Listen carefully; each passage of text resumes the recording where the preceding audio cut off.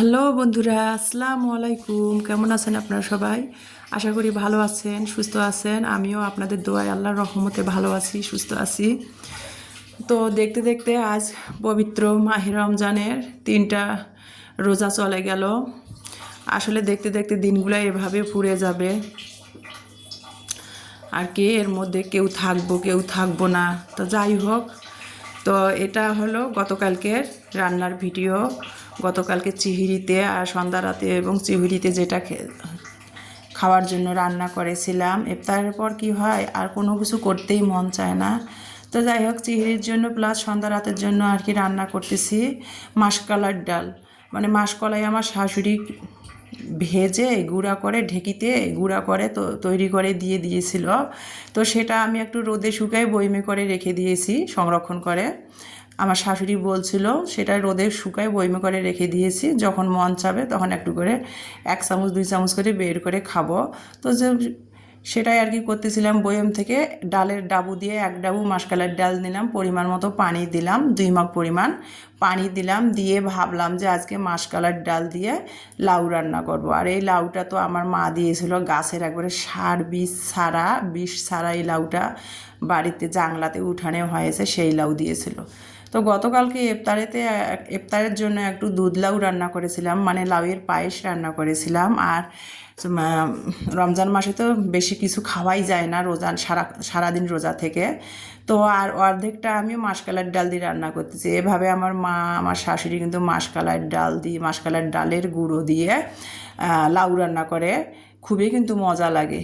তো সেই হঠাৎ করে আমার কেন জানি মনে হলো যে আমার মা, আমার শাশুড়ি যে মাসকলাইয়ের ডালের গুঁড়ো দিয়ে লাউ রান্না করে, তো দেখি আমিও রান্না করি। ওই যে শাশুড়ির কাছ থেকে, মায়ের কাছ থেকে দেখেছিলাম। আমি কোনোদিন রান্না করি নাই, যদিও আজকে ফার্স্ট মাসকলাইয়ের ডালের গুঁড়ো দিয়ে লাউ রান্না করতেছি। তো লাউটা ধুয়ে কেটে নিয়েছি পাতলা পাতলা করে, ঠুমা করে ধুয়ে নিয়ে তারপরে আমি মাসকলাইয়ের ডালের চামচ দিয়ে 1 চামচ আর কি মাসকলাইয়ের ডালের গুঁড়া দিয়ে 2 মগ পানি দিয়ে লাউটা ওর মধ্যে দিলাম, মরিচ বাটা দিলাম, পেঁয়াজ কেটে দিয়েছি, দিয়ে তারপরে মাসকলাইয়ের ডালটা ম্যাজিক চুলাতে রান্না করে নিলাম লাউ দিয়ে। আর আমার মা, আমার শাশুড়ি বলে কি মাসকলাইয়ের ডালে নাকি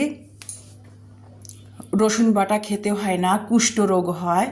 তো সেই জন্য আমি মাসকলাইয়ের ডালে আর কোনো মশলা দিইনি। আর একটা কথা কি, মাসকলাইয়ের ডালের গুঁড়ো কিন্তু শুধু লবণ, মরিচ, তেল দিয়ে রান্না করলে কিন্তু মজা লাগে মাসকলাইয়ের ডালের গুঁড়া। আর মাসকলাইয়ের ডালটা ভেজে গুঁড়া করা হয়তো ঢেকিতে, সেটা কিন্তু ঘেরানটাই আলাদা। তো যাই হোক, মাসকলাইয়ের ডালটা কীভাবে রান্না করলাম, তেলানি করলাম, তারপরে আমি নামিয়ে নিলাম। তারপরে এখন আমি একটু তেলাপিয়া মাছ ভুনা করব। তো আজকে ভাবলাম, সবসময় তো তেলাপিয়া মাছ আমি কষিয়েই রান্না করি বেশিরভাগ। আজকে ভাবলাম তেলাপিয়া মাছটা হালকা করে ভেজে রান্না করি পেঁয়াজ দিয়ে। তো যেই কাজ সেই কথা, তেলাপিয়া মাছটা হালকা করে ভেজে নিলাম, নিয়ে তেল গরম করে পেঁয়াজ দিয়ে সব মশলা, রসুন বাটা, স্বাদ মতো লবণ, হলুদ গুঁড়ো, কাঁচামরিচ বাটা দিয়ে মশলাটা ভালো করে কষিয়ে নিয়ে পানি দিলাম। মশলার পানিটা বলক আসার পর ভেজে রাখা আমি তেলাপিয়া মাছটা দিয়ে ধনিয়া পাতা উপরে ছড়াই দিয়ে একটু মাখা করে নামিয়ে নিলাম। আর আমার লাউ রান্না করেছি মাসকলাইয়ের ডালের গুঁড়া দিয়ে, আর তেলাপিয়া মাছ ভুনা করেছি। দেখতে কিন্তু মানে ডিসকালার লাগতেছে, ফ্যাকাশা, কিন্তু খেতে কিন্তু অসম্ভব মজা হয়েছিল। যেহেতু আমি আজকে গতকালকে ভোর রাতে এটা দিয়ে চিহিরি খেয়ে রোজা রেখেছি। আর রোজা আজকে ভেঙে ভয়েস দিচ্ছি, অসম্ভব মজা হয়েছিল মাসকলাইয়ের ডালের গুঁড়া দিয়ে লাউ আর তেলাপিয়া মাছ ভুনা। তো আমি তো সবসময় কাঁচামরিচ দিয়ে তরকারি খাই, শুধু মাংস ছাড়া। এর জন্য তরকারির কালারটা কিন্তু মানে টকটকে, লাল টকটকে আসে না, কাঁচামরিচ যে কালারটা সেটাই কিন্তু আসে।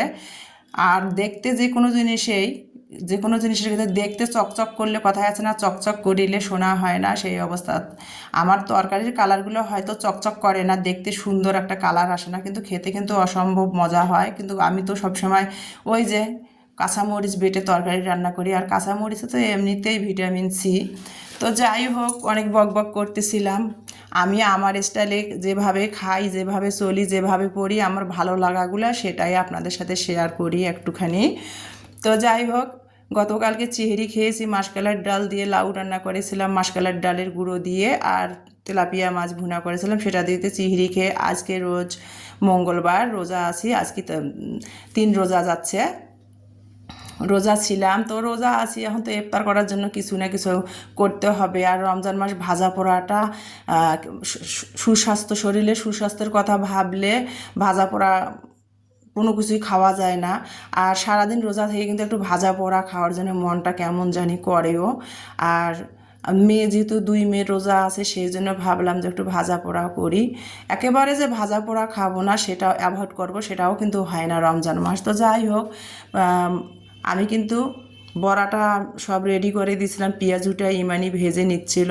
আর এই যে এখানে বেসন, পেঁয়াজুটা ভেজে নিল, এখানে বেসন বেগুনি বানাবে যেহেতু বেসন গুলাচ্ছিল। 1 টেবিল চামচ চালের গুঁড়ো দিয়ে দিয়েছি, শুকনো চালের গুঁড়ো। 2 টেবিল চামচ বেসন দিয়েছি, আদা রসুন বাটা দিয়েছি, স্বাদ মতো লবণ দিয়েছি, হলুদ গুঁড়ো মরিচের গুঁড়া দিয়েছি, ধনিয়া পাতা কুচি দিয়েছি, আর এক চিমটি পরিমাণ ধনিয়া জিরার গুঁড়ো দিয়েছি। দিয়ে কিন্তু বেসনটা অল্প অল্প করে পানি দিয়ে বেসনের ব্যাটারটা, বেগুনি যেহেতু বানাবো বেসনের ব্যাটারটা তৈরি করে নেওয়া হলো। আর এখানে পেঁয়াজু যে ভাজলাম সেই গরম তেলটা 1 টেবিল চামচ আমি বেসনের যে বেগুনির ব্যাটারটার ওপর দিয়ে আবারও ভালো করে নেড়ে ছেড়ে এই যে বেগুনটা ডুবে ডুবে বেগুনি বানাচ্ছিলাম। আর গরম তেল কিন্তু বেসনের ওপর দিয়ে বেগুনি বানালে অসম্ভব মজা হয় আর মুসমুসে হয়।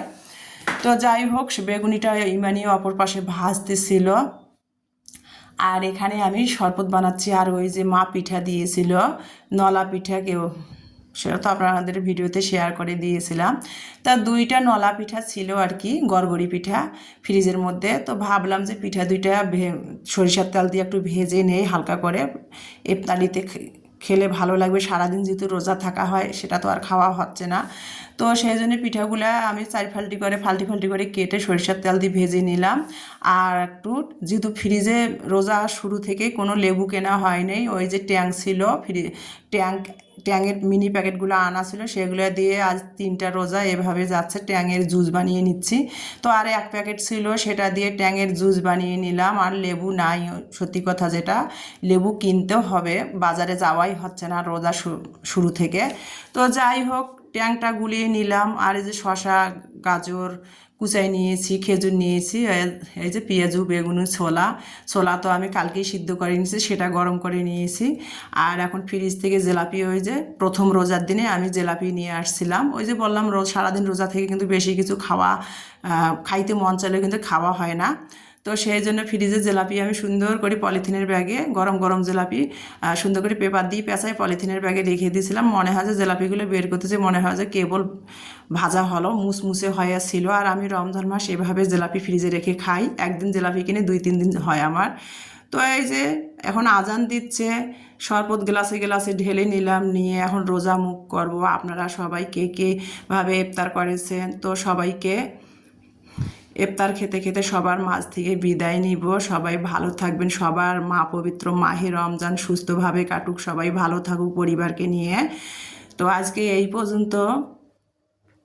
এখন ইফতার খাচ্ছি। আর ইলমা এই যে ছোলা, বুট, মুড়ি, পেঁয়াজু সব একসাথে হাতের সাহায্যে মাখাচ্ছিল। আর এই যে এখন খাবো সরিষার তেল দিয়ে, সব কিছু একসাথে দিয়ে এভাবে মাখালে কিন্তু ইফতারটাও আসলে খুব মজা লাগে। তো আগে পেঁয়াজু, খেজুর এগুলো দিয়ে শরবত দিয়ে রোজা ভাঙলাম। এখন ইলমা বলতেছিল এভাবে মুড়ি মাখাবে, ছোলা, বুট, বেগুনি, পেঁয়াজু সব একসাথে মিশিয়ে মুড়ি মাখাচ্ছিল। এভাবে মুড়ি মাখায় কিন্তু খেতে অসম্ভব মজা লাগে। তো মুড়ি মাখা খেতে খেতে ইফতার ভাঙলাম, এখন মুড়ি মাখা খাচ্ছি, খেতে খেতে বিদায় নিচ্ছি। সবাই ভালো থাকবেন, সুস্থ থাকবেন, আল্লাহ হাফেজ।